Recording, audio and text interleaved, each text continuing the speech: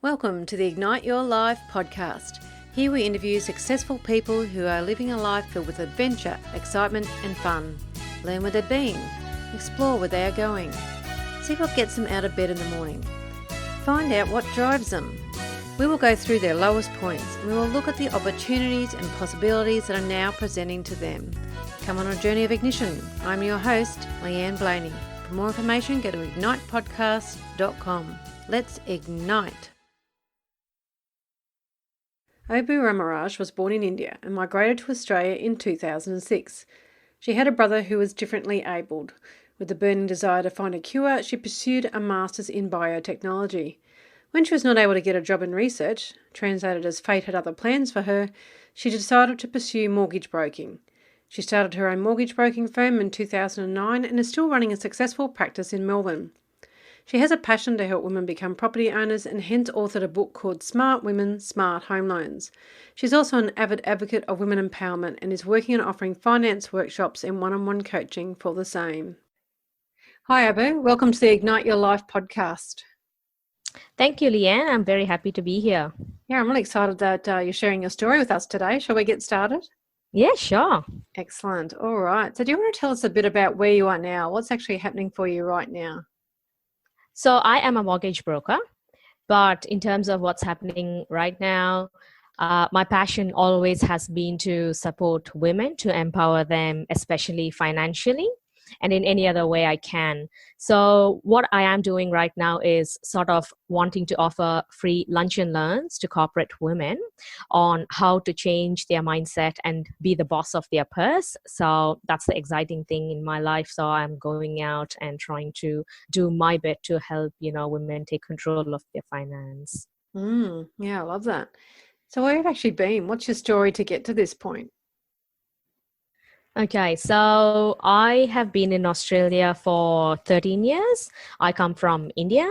I got married. Mine is an arranged marriage. And then I moved here because my husband was here. I have 2 children. But my background in terms of education is science, Master of Science, Biotechnology. So I graduated back in India. I moved here and then I had my son, so I couldn't work for a bit. But when I started looking for a job, it was really hard. I even did like a 7-month volunteer work, but it was really hard with, finding the job funding and politics as well. So that's when I decided to move into mortgage broking. So come August this year, I would have been a broker for 9 years. So I'm very proud of that achievement, that I've come from overseas and set up a business and really grown that well. And I've always been sort of my virtues, in business, being ethical while still making a profit and trying to truly help clients. That's my journey in a nutshell. Yeah, a bit different from the science to the mortgage broking. It's very different, but sometimes I think science is sort of methodical, and so is analyzing a client's need and giving them the right options. So it sort of ties in hand, and I've always had a passion for numbers. So maths is one of my favorite subjects. So I'm not quite surprised that I landed up where I am now. Yeah. So what was the tipping point for change when you were coming up thinking, I can't get a job in what I'm trained in? What was the tipping point to make you go towards mortgage broking? That's a very good question, because I did my cert for in mortgage broking in 2007. So I arrived in Australia in February 2006. In 2007, I did my cert 4. My husband wanted to do mortgage broking, but then he was working elsewhere. So it was a bit of a thing where he couldn't do that. And he said, you're really good with numbers. Why don't you do this? So I did the cert 4, but for 2 years, I just couldn't make that change because, I worked really hard with my science degree and I was university first and, both in my bachelor's and master's. I've really done my best there, and I'm like, I really want to give it a go before I say I'm quitting this field. So in 2009 January, I got a volunteer work, 7 months, did a fantastic job. Everybody there were happy and they were going to publish a paper and they were happy to put my name. But when it came to finding the job, again, as I said, there was a bit of politics in there. And even though they said, there's going to be an interview, and one day there was this new girl who appeared there, and I didn't get the job. And I thought, what? I need to sort of start thinking about either, whatever happens next, is it mortgage broking or science, I'm going to take that. And mortgage broking just happened, and I just went with the flow. Even though I have not worked anywhere before in Australia, I did not have a big network, so to say.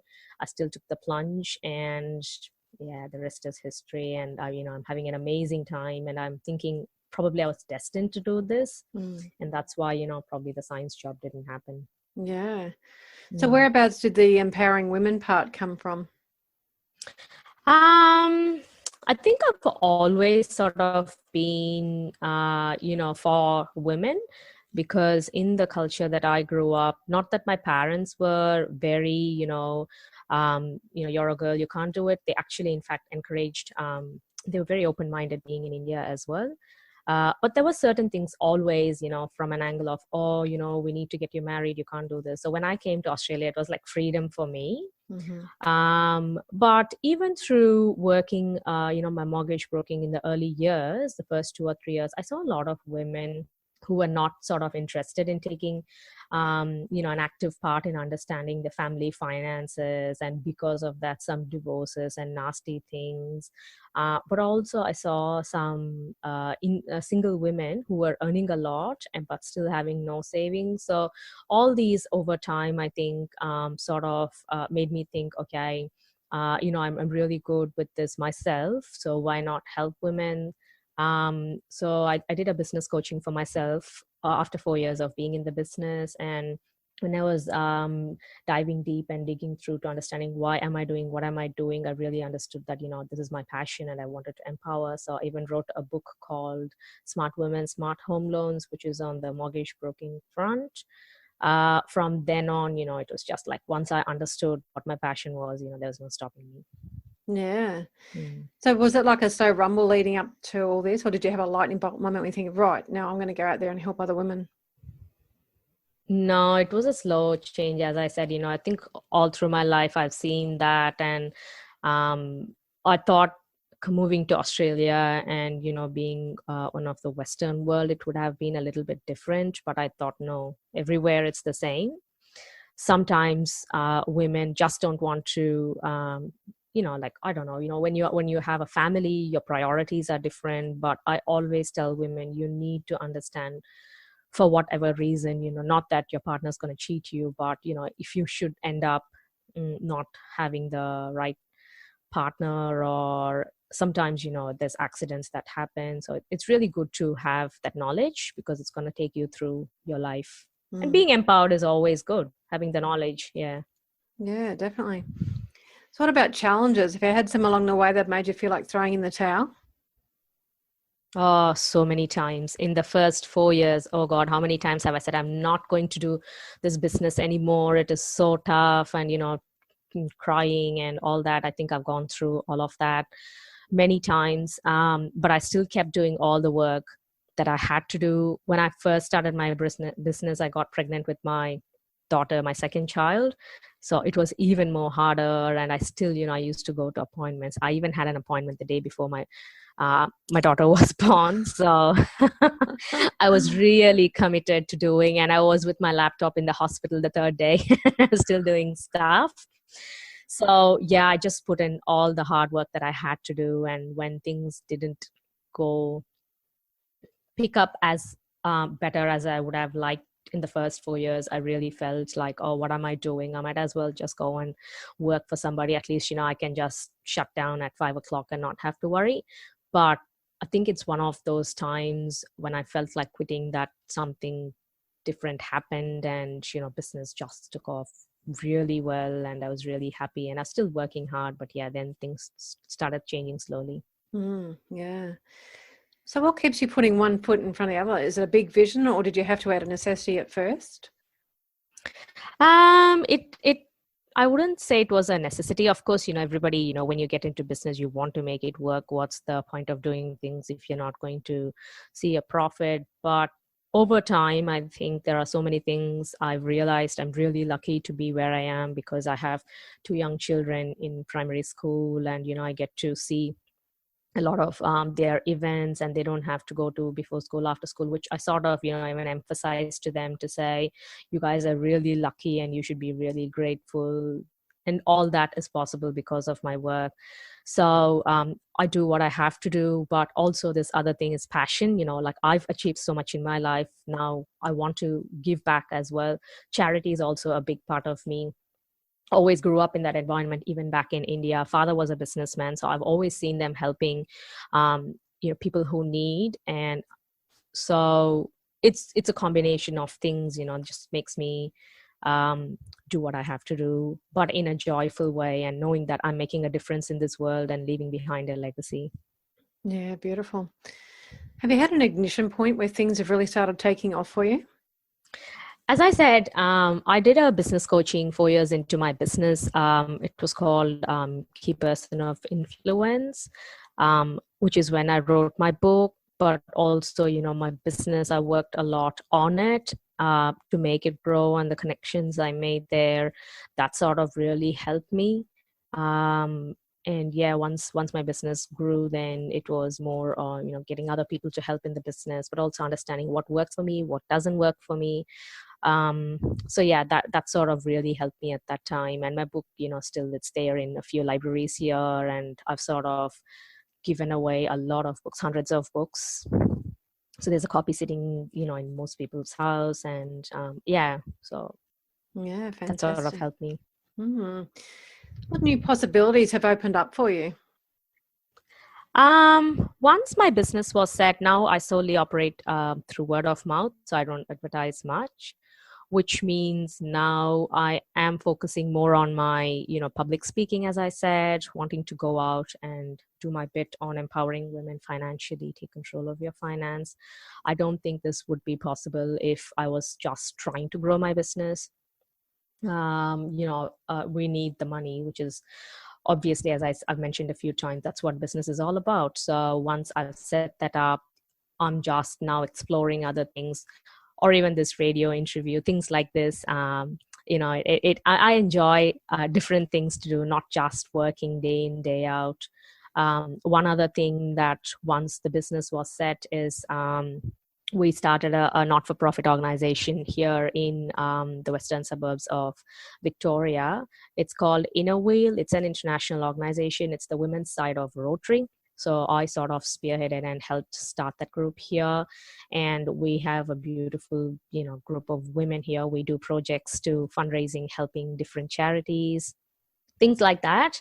I guess that's what excites me, and also bringing together the women and showing them life is not just all about work, but also to have fun and help others, and to empower yourself, to take care of yourself. That's my big thing, always to go back and tell women you can do a lot of things and choose what you want to do, because it's your life. You have that choice.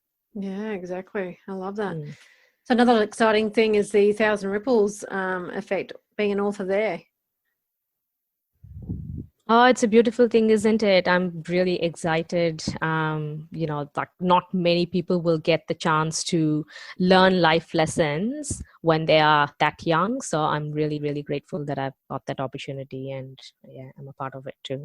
Yeah, definitely. So what else is exciting about the future that you're looking forward to? I never ever thought I'll be where I am today. 13 years, 10 years ago, if you asked me where would you be, I wouldn't have had a clue. The only thing I tell people in business, not in business, children, anybody, is be okay to say yes to things. A lot of the things that I do, sometimes I don't know how I'm going to do it or how it's going to happen, but I say yes, and the universe just shows me the way, and which is why, probably I am talking to you today, because I said yes to that particular opportunity. But I've been an author as well, so it's like I don't have a clue where I will be, but I know I will still be continuing my passion of empowering women, hopefully internationally on the speaking circuit, and empowering more women that I possibly thought I could. Yeah, how awesome is that?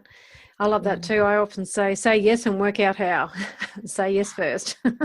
I was never that kind of a person, especially when I was in the science. I had to know 100% how things were going to work out or what the end result was, but being in business, I think I've changed my mindset over time, and I think I'm okay with that now. And people have to go through that journey to be. It's not easy because I've gone through that. I know it is, but yeah, it's good to be like that. Yeah. Yeah, once you get there, it's just fantastic. All right, let's have a Mm. change in pace and let's do the speed round. What's your Mm. favourite book? I would say I read a lot of books, but I think my favorite is Think and Grow Rich. Definitely.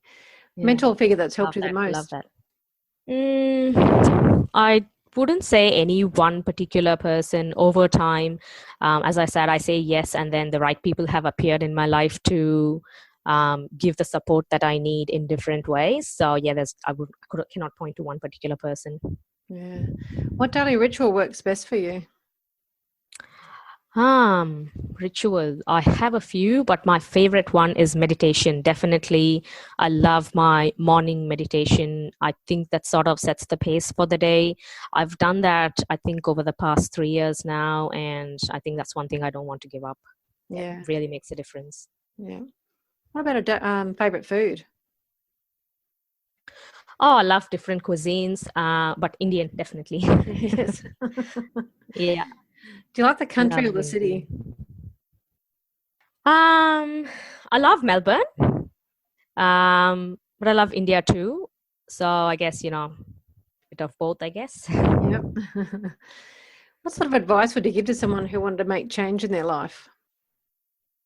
I think it's to trust oneself and say that, I know things are going to work out.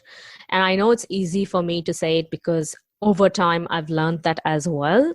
And I know when you're stuck with something or you face a challenge, you're like, oh, why me? Why should I have to face this? But every challenge opens up a new opportunity. And it's to trust yourself and the universe, knowing that things happen for the best and it's all going to work out eventually. Yeah, I And love to that. not take life too seriously. Yes, that's a big one, isn't it? Yeah. It is. All right, last question. If you had a time machine, what would you go back and do differently or tell your former self? This is an interesting one as well because I often sort of have this conversation with my husband and say, well, I would really want to have the same kind of knowledge and experience that I have, but in my 20s. But of late, I think, well, I don't think you would want that because you wouldn't want a baby to, probably be in the PhD level. It's the journey that you go through and all the experience that you collect makes you who you are. So I think I'm really happy where I am and I don't think I want to go back or do anything different. Yeah, nice. All right, well, thank you so much for your valuable time and sharing your story with us, Abu. Would you like to give us the best place to contact you and we'll leave it there? I am available on all social media. So I am on Facebook. It's my first name, Obu, and then my last name, Ramaraj. People can find me there, or even if they Google, I think my name is unique. So a lot of thing pops up, or they can email me as well. Excellent. Well, thank you very much. Thank you, Leanne. It's really my pleasure being here and having this chat with you today. Oh, you're welcome. Igniters, Obu has a wonderful mission to empower women financially. I love how she says that life is not all about work and you can do a lot of things and choose what you want to because you have choice. If you want to contact Obu, go to her Facebook page, Obu Ramaraj. For learning how to live an adventurous life, one full of fun and variety, go to my website, leanneblaney.com.